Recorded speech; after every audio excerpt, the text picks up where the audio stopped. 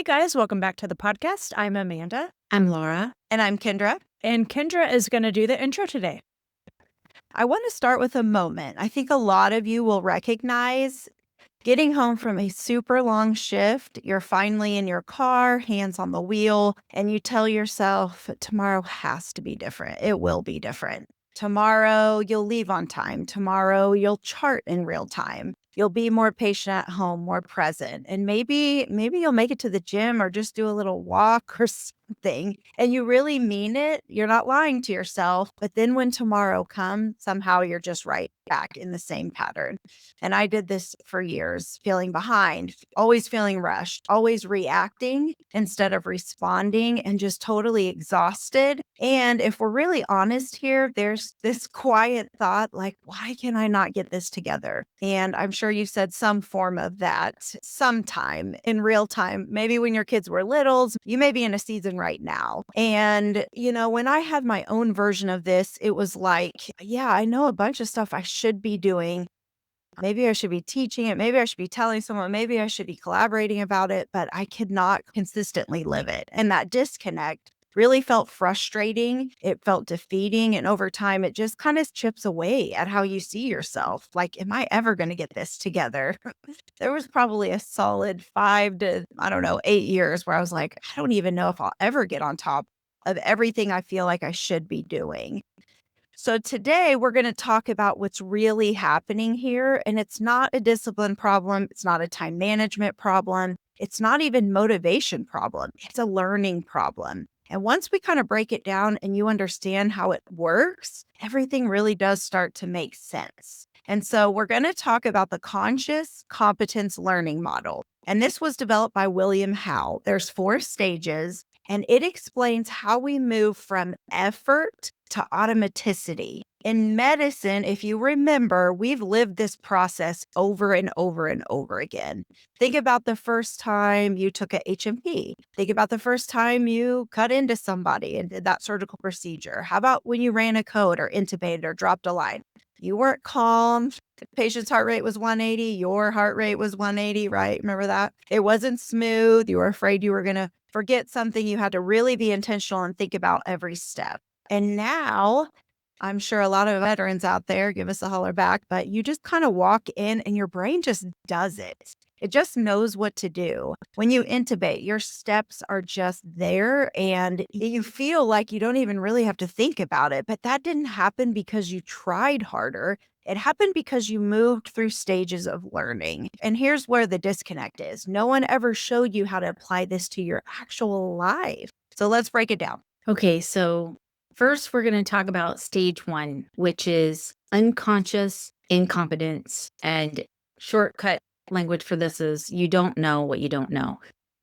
This is doctors with emotions a lot of times. I personally remember feeling like my emotions were my entire experience. Like I didn't think about my emotions. I had emotions. They seemed very, very real. And I didn't really have a way to say, are the thoughts that these emotions are based on actually true? And so having that skill of metacognition to be able to step back, look at what we're feeling and make a choice. I didn't realize that was a thing. I thought I feel what I feel and it's true. And why don't other people feel this way? So there's a perfect example of I didn't know what I didn't know. An example with a patient may be a patient, say, with type 2 diabetes or who had been kind of hovering on the border of type 2 diabetes. And they come in with uncontrolled blood sugars and they say, I feel fine. I don't think this is a big deal. They're not being some kind of medical rebel or non-compliant. They just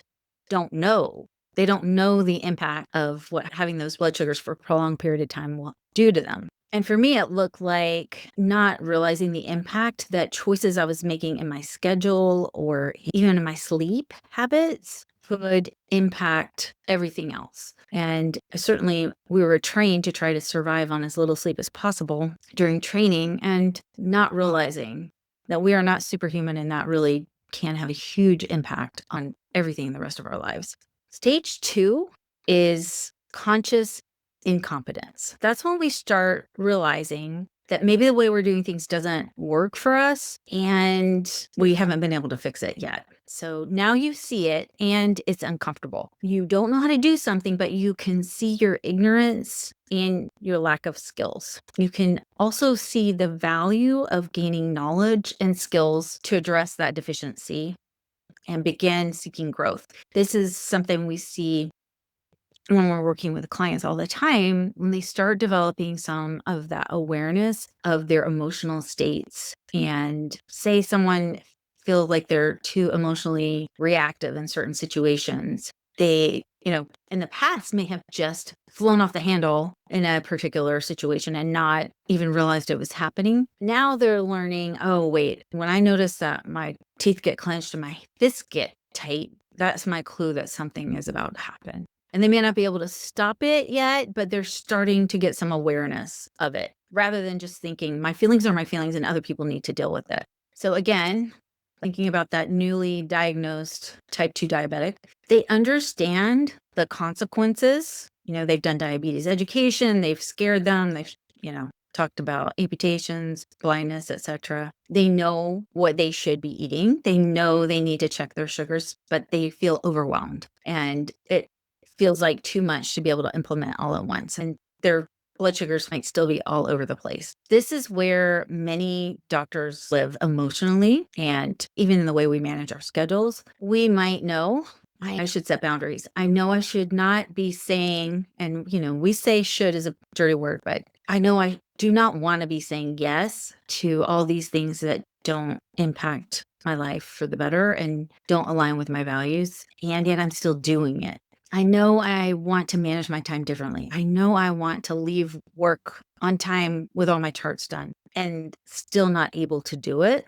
I know I should rest. Resting can be the key for all the rest of the things happening, just kind of as a side plug for rest. If I knew I should be doing all that, or I wanted to do it and align with my values, but I wasn't doing it consistently, it might feel like failure. It might feel very frustrating, like I can't change anything. And one thing we like to tell people is that when we're forming a new habit or we're making a change, it can be completely normal to only do it 20% of the time at first. It does not mean that if we say, I'm noticing my feelings, but I was not able to regulate them at all. Or I noticed that I was getting behind on charts and then I tried to chart in real time, but I still wound up with some charts at the end of the day. That can still be a win. It's not failure. So we have to give ourselves grace for even the awareness and any progress that we make along those lines. That's great.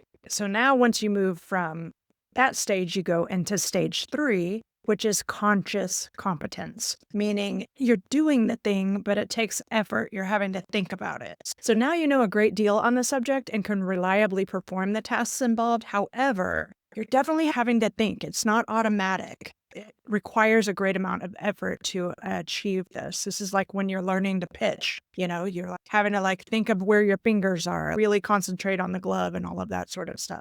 A patient example, if we're going to continue the diabetes example, it would be the patient who's actively managing their diabetes. They're checking their blood sugars. They're reading the labels now. They're making intentional choices, but there's still some resistance to it. It's not automatic. It's not a lifestyle yet. It requires attention and diligence every day. And this, I think, is this stage is like, I'm trying to make a new habit, but gosh, this is hard, And you're like, maybe I'm just not cut out for this. No. This is stage 3 of making it automatic in your life. So a personal example, this is when in your own journey, you might be intentionally making and sticking to a schedule, but you're constantly having to check it. It's not a routine yet. Or you set a boundary or two, but then you're like, oh crap, did I do this right? You're like double checking with the person that they're not mad at you. Maybe you're replaying the conversation over and over in your head, ruminating on it. Like it's just uncomfortable still. Or you leave work on time, but you feel guilty the whole drive home because you felt like maybe somehow you abandoned your partners. You've still got those remnants of people pleasing though. And none of those things sound bad, but when they're consuming your life, that's where the boundary has been violated. So you're actually doing the thing, but it's requiring a lot of effort. It might be uncomfortable still, and it might be consuming some intentionality to continue to do the habit. And then you move into stage 4, which is where it becomes unconscious competence. This is where it becomes part of your identity, as part of who you are. You have practiced this and you've performed the task so much that now you're not having to think about it. This is when a ball gets hit at the pitcher and their arm goes out and they catch it. Like, they didn't have to think about that. It was muscle memory by them. It's the same with whenever you have practiced your habit enough that, like, oh yeah, this is a time where I put my shoes on and I go for a jog. You don't have to force yourself to do it anymore. It's part of who you are. So you can now perform this task effortlessly and unconsciously, even while doing or thinking about something else. Learning to walk. When you were a baby, you had to focus on it. Now you can do 100 things and walk around with ease. You don't even have to give it another thought. So the patient example, this is where the diabetic has fully integrated their lifestyle. They don't think twice about carbs. They just know this is just how they live. The personal example might be, after a lot of practice and reminding myself to live in alignment with who I want to be here going forward, boundaries no longer feel dramatic. I've done them enough times. Your schedule runs with less friction. It's not chaos all the time. It's intentional and it's in alignment with your own priorities. This is where you can start to feel present at home and you can leave work at work.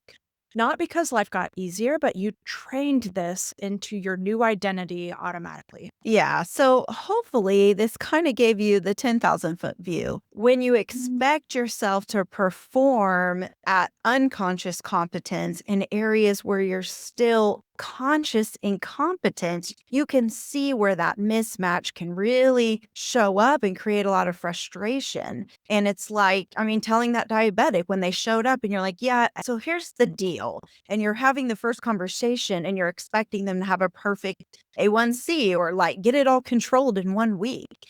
We would never expect that from our patients. But why do we expect it from ourselves? So, realizing at some point we can operate in the world differently than our former self. When we didn't know what we didn't know, it was ignorance, right? Like you just didn't know. But then when we started to see the value of boundaries, the value of time blocking, the value of living in alignment than our values, that former self, we don't have to bring that into our present, and it definitely doesn't have to go into our future. Now we're going to have new experiences, new perspectives, new skills, new habits, form new relationships, and those can now start to influence how we behave and what we see. And so we don't lose sight of where we've been. We don't have to pretend that was all for naught or those experiences didn't get us to where we were today. It was just moving from the stage 1 to the stage 4, affecting that perception and that decision making.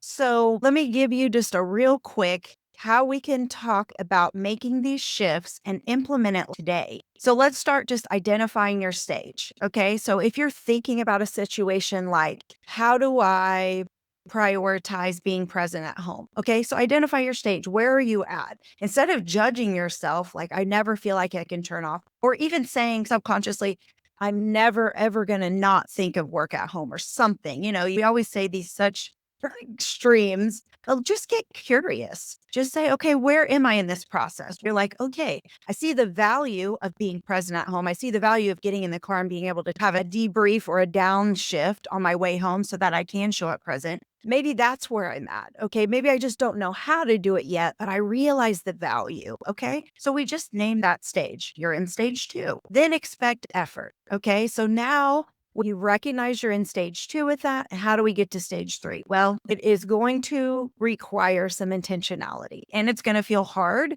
because you're not going to do it. Like we said, expect maybe 20% for the first week or maybe even less, right? Give yourself some grace and catch yourself a little slack.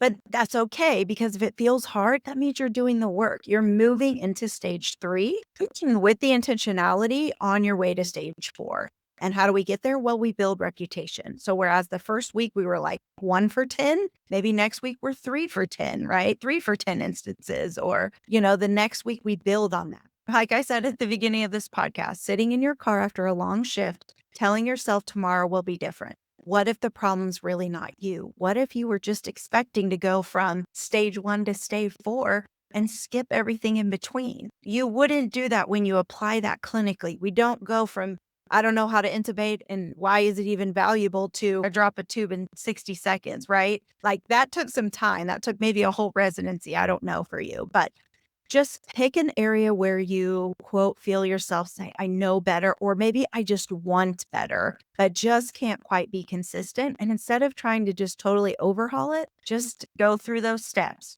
What stage am I in? Identify without judgment, expect effort, start with intentionality. It's going to feel hard, and that's good. You're doing the work, and then build reputation through structure. Okay, can I add something to then- that too? Yeah. I was talking about this with a client the other day, and she was frustrated with herself, like, I'm not doing it. And so we talked about a different way to think about it, because when we are frustrated, we're likely not going to be able to do the thing because it's a self-fulfilling prophecy or cycle. So we chose the intentional thought, I'm building something sustainable. I'm working towards building something sustainable. And that takes away any judgment. It's just like, yes, I am in this process. And the feeling that goes with that is hope. And I don't know about you, but I feel much more able to regulate and show up in the way I want to when I feel hopeful than when I feel frustrated. Another example that comes to my mind is numbing out. A lot of docs, after shifts, numb out, be it with alcohol or TV or scrolling. Oh, there's a whole lot of scrolling these days. That wasn't an option whenever I was a young Padawan. Could be shopping, it could be any number of things, but you know what it is that you do if you're a number. If you are somebody who doesn't want to process your feelings once you get home, you'd rather just numb out.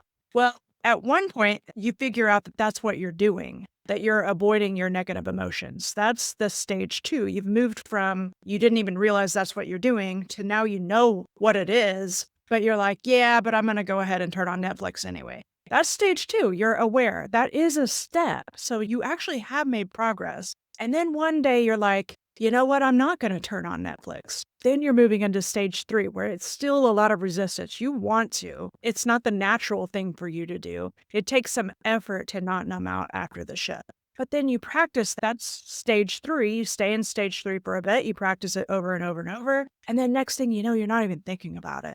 You just do whatever it is that's a healthier way for you to wind down, and not judging Netflix if it's not, consuming I would come home and just watch it at the expense of my rest. Yeah. Watch it late into the evening, still having to get up in the morning. So yeah.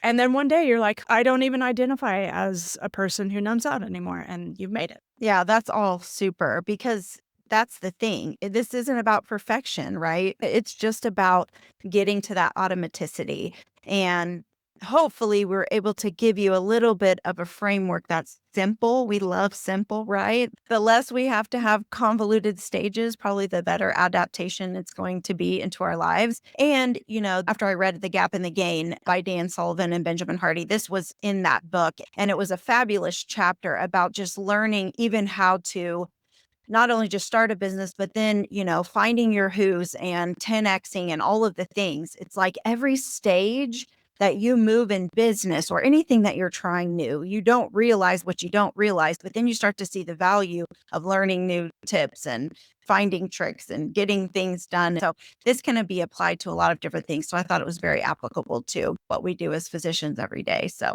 well, thanks for listening to us today, guys. We hope you found this conversation helpful. The best way to support us is to subscribe. So click the button now and rate us. We'd love 5 stars and leave a review. It helps other physicians find us, and it moves our podcast up on the list. And if you have had any experience with this, if you know about these conscious learning model and want to talk about it, email us at podcast@thewholephysician.com. And don't forget to follow us on the socials at The Whole Physician. We love connecting with you there. And if you'd like to join our weekly newsletter, it's called the Weekly Well Check. And these are bites of encouragement that are delivered straight to your inbox. Plus, you get all the details of our upcoming master classes and anything else exciting TWP has coming up.